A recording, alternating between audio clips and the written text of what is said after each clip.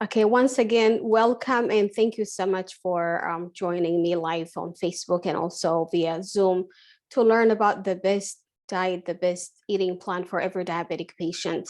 Um, as a diabetic, you can live a healthy and a happy life as everyone else, as long as you manage your diabetes with your eating plan, medication, and also working with your doctors. Um, as a nurse and a diabetic patient for a long time, I learned so much tricks on how to handle, my diabetes, especially when it comes to diet. It can be so tricky as a diabetic to choose which meal plan is the best for you. But through my practice and also my journey, I acquired so many of the information that I will be providing you today. So just tune in. If you have any question, just put it in the chat. To introduce myself again, my name is Hannah. I'm a registered nurse, a life coach, and also a diabetic since I was a little kid. So today we will be talking about what's the best diet to control your diabetes and also mainly to prevent diabetic related complications. So your food choices matter a lot when you have diabetes. Some are better than others, but there is nothing is completely off limit.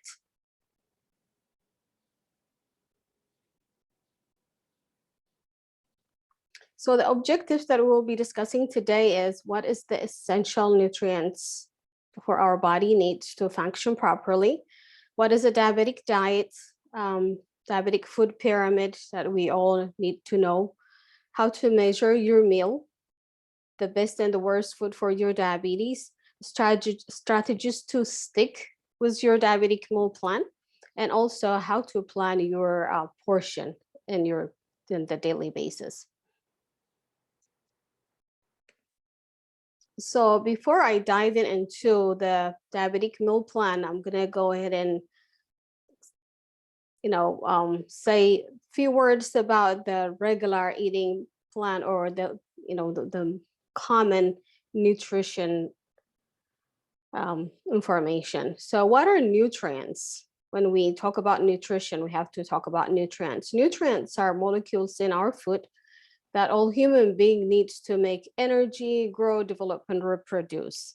Nutrients are digested and they are broken down into basic parts so that can be used by our body for different functions. There are two types of essential nutrients. The first one is macronutrients and the second one is micronutrients. The macronutrients are the ones that we need in a larger quantity. They are carbohydrates, protein, fats, and water. And the second one is micronutrients. Micronutrients, we need them in a smaller portion. They are vitamins and minerals. So the first one from the macronutrients are protein. Protein is very crucial to the body, and because much of our body is built from it, including our organs, skin tissue, bones, and even our hair are primarily made out of protein. Proteins also carry out many essential activities. They make up the enzymes that digest our food, some of the hormones that are regulated bodily function, and they also help us to transport substances between the cells. Proteins are essential for every body system, but it's especially crucial for the brain because it allows to communicate with your body through the nervous system. It is also very important for building and maintaining our muscle.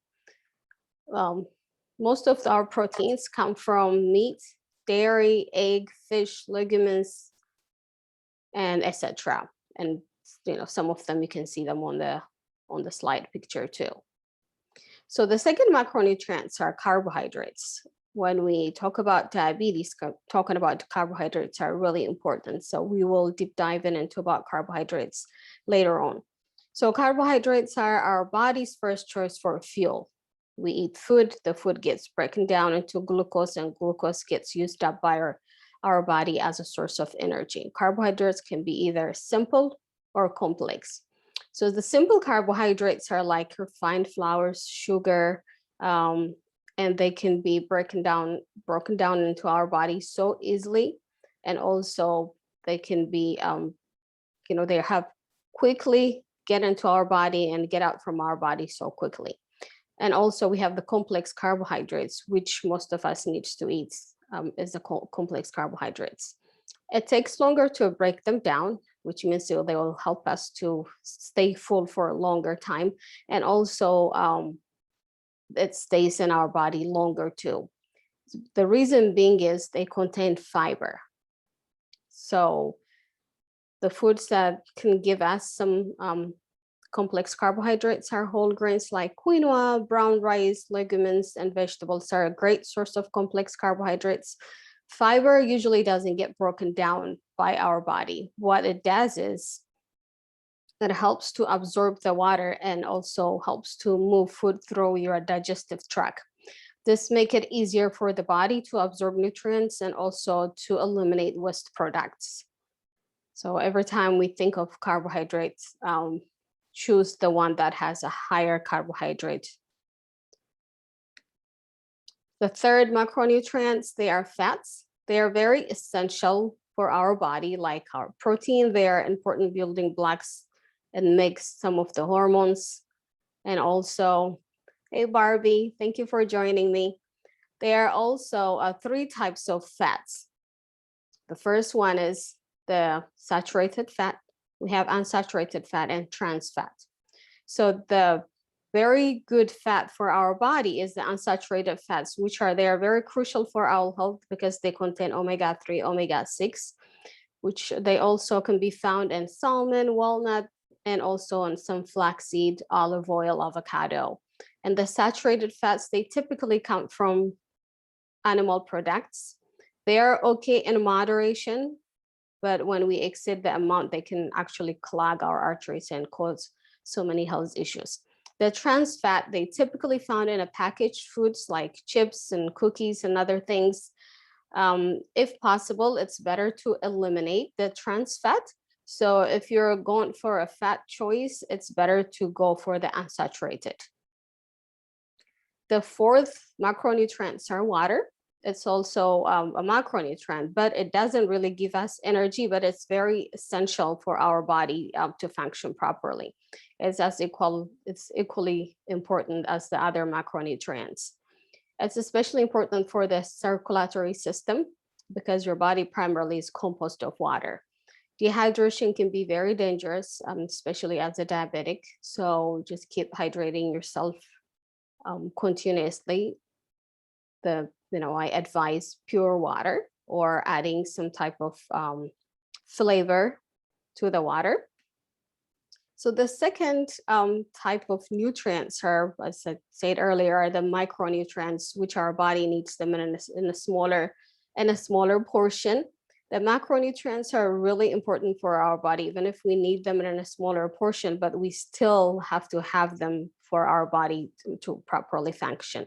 So the micronutrients, we can find them in whole food like meat, fruit, vegetables, whole grains, legumes, nuts, seeds, and eggs, and all the healthy foods, they contain micronutrients. So the micronutrients are vitamins and minerals. So vitamins, there are about 13 types of essential vitamins that our body needs to function. Each has their own unique function that the body needs to stay healthy. Many vitamins are antioxidants too, which means they can help us to prevent inflammation and also disease. Some of the 13 vitamins are A, C, D, E, and K, and the B vitamins like thiamine, riboflavin, niacin, pentatolic acid, biotin, B6, B12, and folate. Those are the 13 types of vitamins. Oh, by the way, on the next month, I'll be talking about vitamins, which vitamins are essential for our body, and what are water soluble, what are fat solubles. So join me next month. Every Saturday, the beginning of the month, I'll have live education. So minerals are the second micronutrients. Minerals also support the body, and they are important for the bone structure, nervous system, digestion, the heart. And minerals can be further, broken down into two subcategories. They can be macro minerals and also trace minerals. The macronutrients, we kind of need them in a little bit larger quantity. For example, that we need calcium to regulate our bone health, and potassium, sodium, those are the macro minerals. And the trace minerals are needed in a smaller quantity, but they are still extremely crucial for our body. For example, iron is one of them because we need iron for the body to transport oxygen. We need a red blood cell, and the red blood cell is made out of iron. So once I covered about the basics of nutrition, now I'm going into the diabetic diet, which is our topic. So what's basically a diabetic diet? Is there a specific diet type for a diabetic patient? There is no specific diet type for a diabetic patient, but I call it a meal plan because it's better to call it that way than as a diet, because you can really sustain a meal plan than a diet. A diabetic diet simply means eating the healthiest food in a moderate amount and sticking to regular mealtime.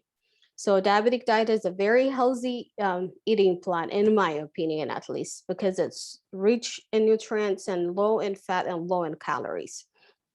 The key elements of diabetic diet is fruits, vegetables, and whole grains. In fact, diabetic diet is the best eating plan for mostly for everyone. You don't have to be a diabetic to eat a diabetic, to have a diabetic meal plan. Healthy eating is important for everyone, even if you don't have diabetes. Our dinner plate should include lots of non-starchy vegetables, some proteins, and also some starchy fruits, which we will discuss later on. Also, don't forget to drink lots of water. So now I'll be discussing about what are the best and the worst choices of in terms of food for a diabetic patient. So the first thing we have to discuss about, especially as a diabetics, are carbs or starch, because they are the one that really makes a difference in your blood glucose readings.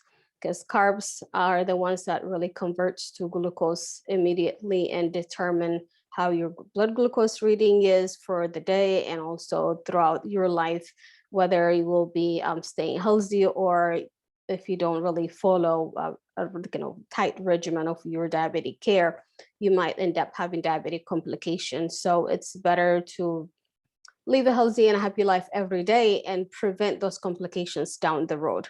So what are the best choices and the worst choices for a carbohydrate?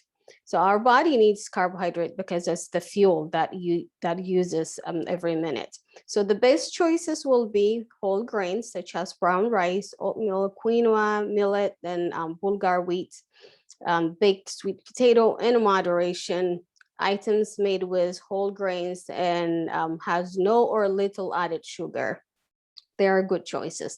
The worst choices of carbs for us is the processed grains such as white rice or white flour, cereals with little whole grains and lots of sugar, white bread, French fries, fried white flour tortillas, and things like that. So vegetables, load up with your vegetables because they are really good, but we still have to know which vegetables to really load up, because some vegetables, they have really high carbohydrate content in them. Even if vegetables are good for our body, but as a diabetic, we have to choose the ones that has less carbohydrate. So the best choices of vegetables would be like fresh veggies, eaten raw or lightly steamed, so they don't lose the nutrients in them, or we can grill them too. Plain or frozen vegetables are okay. Lightly steamed greens such as kale, spinach, arugula is good. The only thing that I would say about from the salad family, iceberg usually doesn't have much of a nutrients. So if you're going for a salad, choose from spinach, arugula, and kale from those family. Low sodium or unsalted canned vegetables, if possible, go for the fresh or for the frozen. If you don't have any other choices, you can go with the canned vegetables. Go for a variety of colors. The more colorful your meal is, the better for your health. So dark greens, red or orange, like carrots, red peppers, and white like onions, and even purple eggplants. Those are some of the vegetables that we can mix and match, because the US guideline recommends about 2.5 cups of vegetables per day. The worst vegetables that we can eat is canned vegetables with lots of sodium, because sodium is not good for, the too much of sodium is not good for everyone, but especially for a diabetic patient, it's a big no-no, because it can really damage, raise your blood pressure, and the blood pressure can cause kidney failure. And veggies cooked with lots of added butter, cheese, and or sauce, because they will be higher in calories and higher in carbs. So pickles, if you need to limit sodium, otherwise pickles are okay. But as I mentioned earlier, sodium intake, controlling our sodium intake is really the key. And sauerkrauts, for the same reason as pickles, because of the sodium. Just make sure, if you decided to do either pickle or sauerkrauts, go with the ones with low sodium. So fruits. So fruits, they give us carbohydrates, vitamins, minerals, and fiber. Most are naturally low in fat and sodium, but they tend to have more carbs than vegetables do. That's why when we see later on the portion size, what we have to eat on a daily basis, we would see, like, how much fruit we have to put on our plate, because of the same reason, they contain so much carb. The best choices of fruits are fresh fruits. They're the best choices. Plain frozen fruits or fruit canned without added sugar, sugar-free or low sugar jam, or preserves. We can eat them. No sugar added applesauce. That's also a good choice. The worst vegetables that we can eat is canned fruit with heavy sugar syrup. It's like a death sentence. Like, chewy fruit rolls, they have a lot of sugar. Regular jam, jelly, preserves, they have a lot of sugar to sweeten the applesauce. Fruit punch, fruit drinks, fruit juice, and drinks, because most of the time they have some syrup in them. So make sure you read the labels before if you really have to eat those kind of things, make sure you read the labels, the amount of sugar they contain, the amount of carbohydrate they contain, the amount of sodium they contain, read all those things. Protein, the choices of protein is really a key, especially for type 1 diabetes, to really help stabilize and sustain the insulin level, and to prevent, the ups and downs of blood sugar. So for protein, we have a lot of choices, but the main really protein that we have to focus on is the animal protein and also the plant protein. From the animal protein, the whiter the meat, the better it is. It doesn't mean when I say white meat, it doesn't mean fat. It's the white meat, like chicken, fish. And also the animal proteins are also a good source of protein. But when we talk about animal plant proteins, there are some things that we have to consider, is the carb amount. Most animal proteins, like beans, legumes, chickpeas, they are really high in carb. So we have to consider the amount of plant protein that we eat when we put them on our plate. So the best choices of protein are, according to the American Diabetic Association, plant-based proteins such as beans, nuts, seeds, or tofu. They're good. Fish and seafoods, chicken and other poultry, they're a good source. Eggs and low-fat dairy, they're a good source of protein. If you eat meat, keep in a low fat. Just make sure you stick with your unsaturated fat, and avoid the saturated fat. Again, saturated fat comes from animal products, so be aware of that. And also, if they have fat, just trim out the skin and the fat on the top of the meat. Also, try to include some plant-based proteins like beans, nuts, tofu, even if you're not vegetarian, but kind of having a variety of things really helps. And worse choices can be like fried meats, higher fat cuts of meats, and such as ribs, pork, bacon, regular cheese, poultry, skin, deep fried fish, deep fried tofu, anything that deep fried and beans prepared with lard. Lard is an animal fat. So those kind of things are really the worst choice for your diabetes. So when it comes to dairy is really important because we need it for calcium and vitamin D. So the best choices will be, 1% skim milk, low-fat yogurt, low-fat cottage cheese, low-fat or non-fat source sour cream. And the worst choices will be whole milk because of the fat content, regular yogurt, regular cottage cheese, and anything that doesn't have reduced fat is not a good choice for good choice of dairy products. So fats and oils, they are also, and sweets too. Those things we have to consider when we pick the natural source. So they are,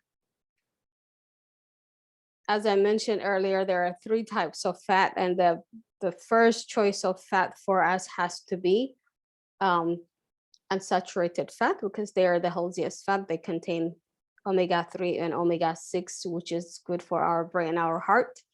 And it's easy to get much and gain weight, which makes it harder to manage your diabetes if you are eating so much of the fats and oils and sweets.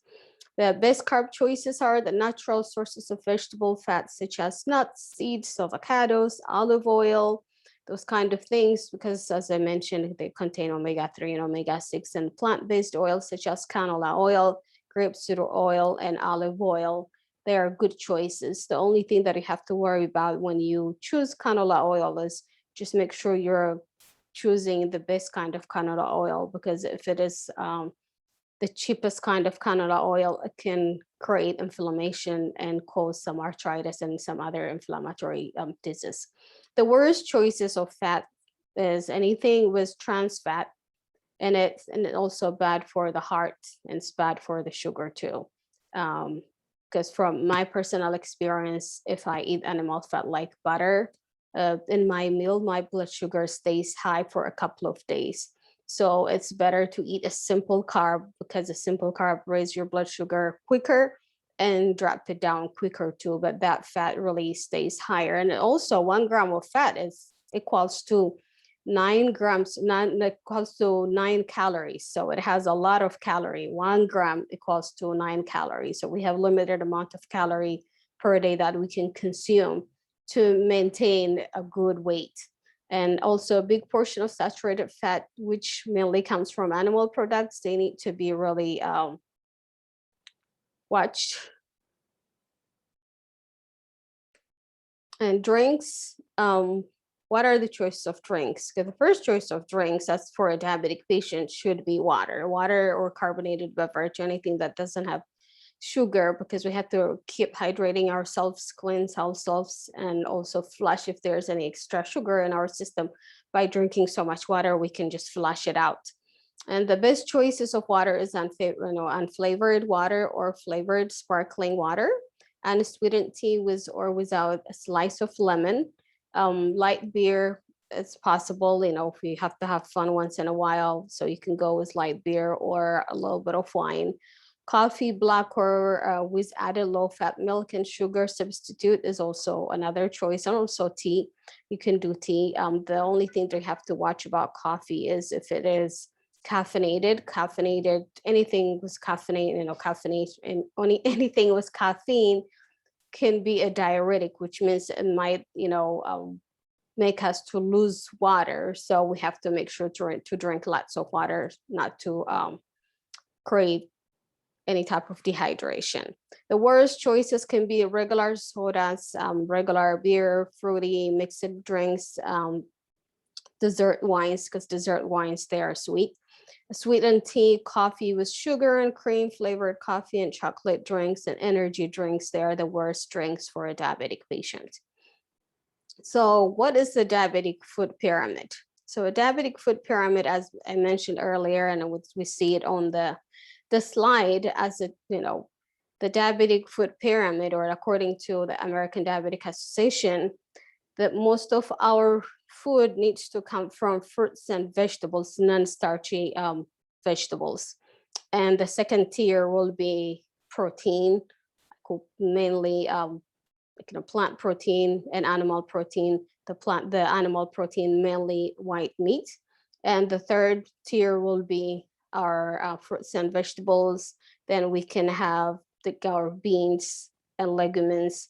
And up top tier, we can do different kind of herbs to kind of spice up our food, to give some flavor for our food. And we can also have some, some drink, like a little bit of wine, a little bit of light beer for refreshment. So when we choose our food, we always have to consider this pyramid of this pyramid as a choice, like, what needs to come on my plate, or what should be lesser on my plate, what should be bigger on my plate, which we will be discussing later on the diabetic food portion. And you also can see it on the slide. I'm sorry that those of you who are watching it on Facebook, you don't have the access to watch my slide. But as you see the plate, the vegetables, they take half of the plate, and the protein takes 1/4 of the plate, and the grains and the starch takes 1/4 of the plate. So how can we measure, how can we measure our meal? Because we have a specific amount of carbohydrates for us to eat, not only to kind of control our blood sugar, also to control our weight, because every time we gain weight, it causes other type of issues as a diabetic, or also as a person who doesn't have diabetes.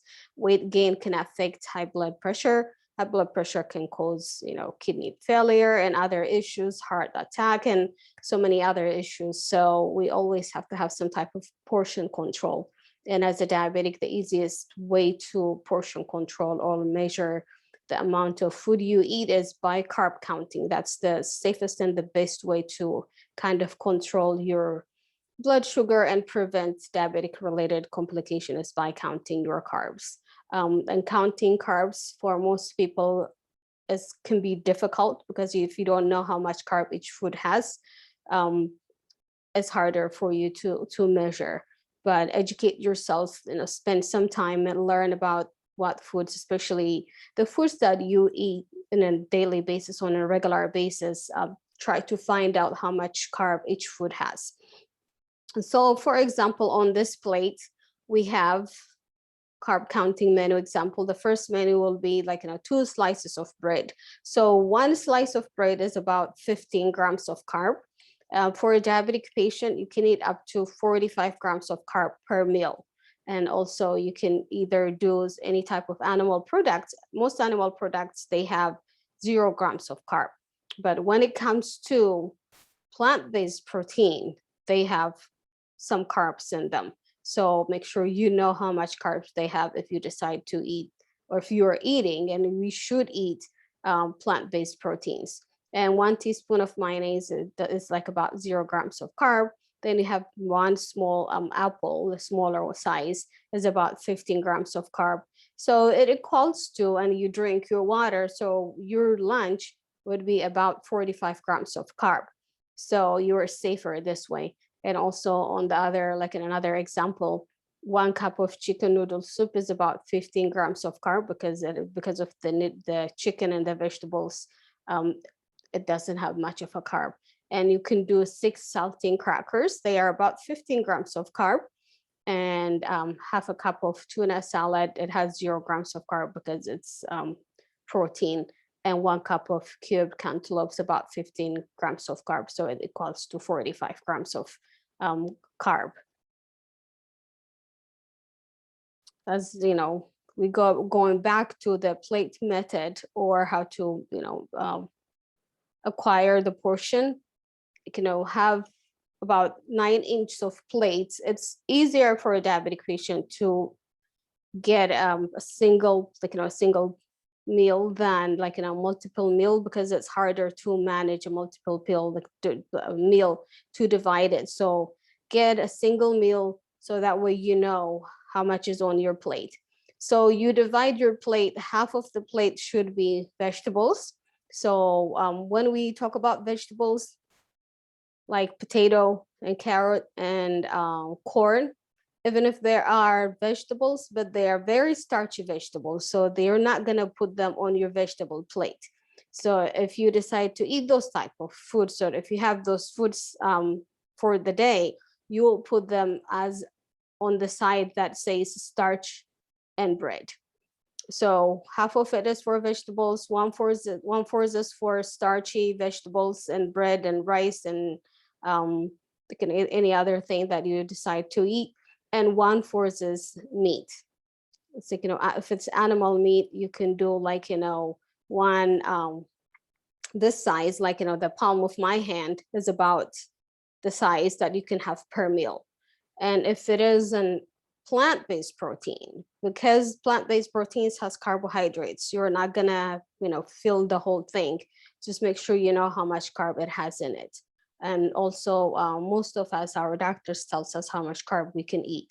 Some of us can eat more, some of us can eat less. So discuss how much carb you should have per meal with your primary care provider, and also talk to your nutritionist so they can kind of give you the idea how much you should eat per meal. And as you see here, I have the food diary log. It kind of helps me to track down how much carb I eat, and like during my breakfast, lunch, and dinner, and also based on my blood glucose reading, because sometimes what works for one person might not work for another person. So you have to know your body, and you have to know how each food really reacts with your body. So having really a log, especially if you're a newly diagnosed diabetic patient, having a log at least for 30 days will give you really a good jump start on how to manage your diabetes and manage your blood sugar, and also prevent diabetic related complication. So some of the tips or the strategies that you can have when it comes to eating the right meal, sticking with a proper diabetic meal plan, some of it is you should eat 4 to 5 meals per day in a smaller portion.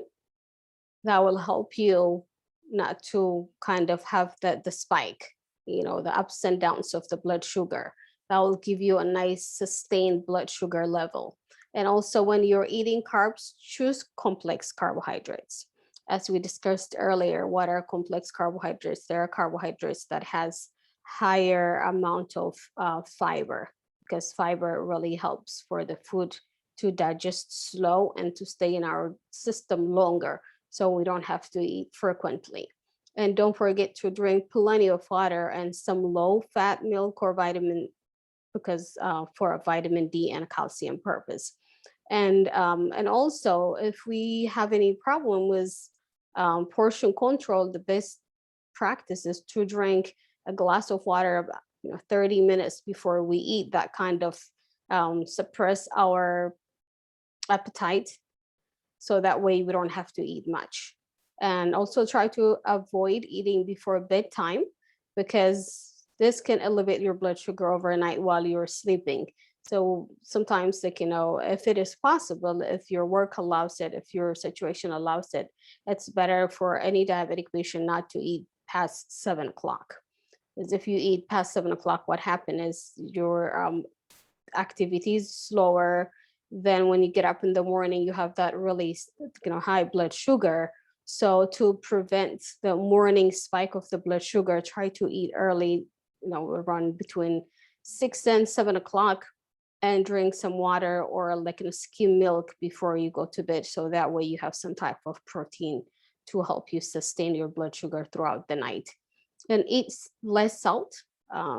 Eating less salt is really important for a diabetic, because as a diabetic, we have so many, we are prone, or we are sensitive for so many health issues, like high blood pressure, cholesterol issue, kidney problem, and high sodium intake is related to this kind of problems. So choose a healthier fat like unsalted nuts, avocados, oily fish and oil, olive oil, sunflower oil, those kind of things when it comes to fat. So some other tips is making healthier food choices is important to manage your diabetes and to reduce your risk of diabetic complication.